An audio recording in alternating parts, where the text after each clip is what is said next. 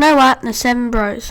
When little Snow White's mother died, King her father up and cried, "Oh, what a nuisance, what a life! Now I must find another wife."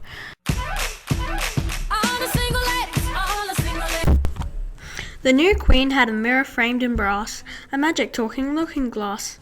Every day, week in, week out, the spurred and stupid queen would shout, "Oh, mirror, mirror on the wall, who is the fairest of them all?" The mirror answered every time, "Oh, madam, you're the queen sublime. You're the only one to charm us. Queen, you're the cat's pyjamas."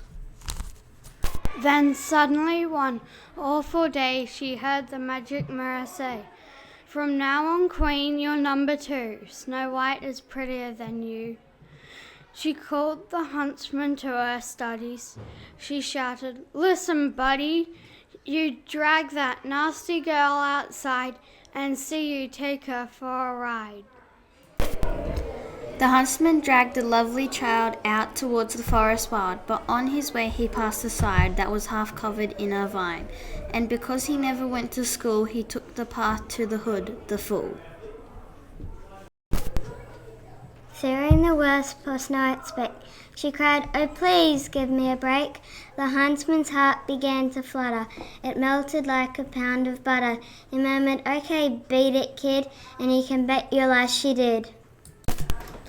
Off she ran as fast as she could, further and further into the hood. As night drew near, she tried to find a place to stay where the people were kind.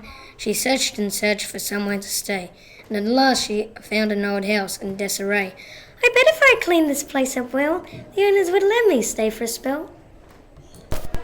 All evening Snow White cleaned the house as if she was the owner's loving spouse. She even prepared a tasty meal in order to try to seal the deal.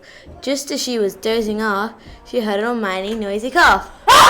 "What's up?" the bro said with a yell. "You've cleaned our house, and what's that smell?" "I thought it would cook you a tasty chow, so stop rapping and sit down now."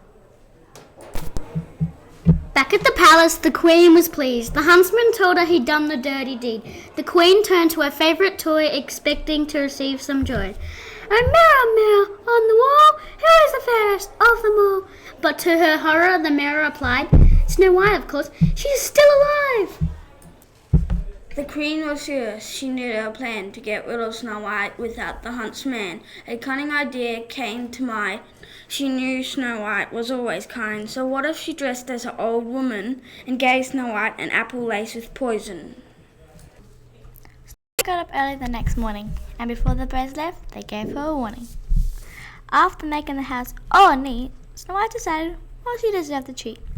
So off she went to buy some pies, and guess who she met? Yes, the queen in disguise. "Hello, dear, you look so sweet. Would you like a bite of my apple to eat?" Snow White didn't even hesitate, and with one bite she sealed her fate. When the bros got home that night, they knew at once something wasn't right. The lights were off, no one was in sight, and then they saw her. They got a fright. Snow White lay on the couch with a fever, so they called in their friend Justin Bieber. "I'll sing her a song that will make her better," Justin said as Snow White's eyes began to flutter.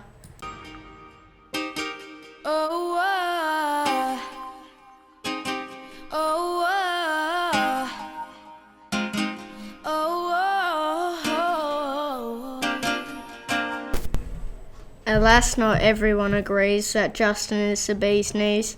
So as the song was only just beginning, Snow White shrieked, "What is that awful singing?"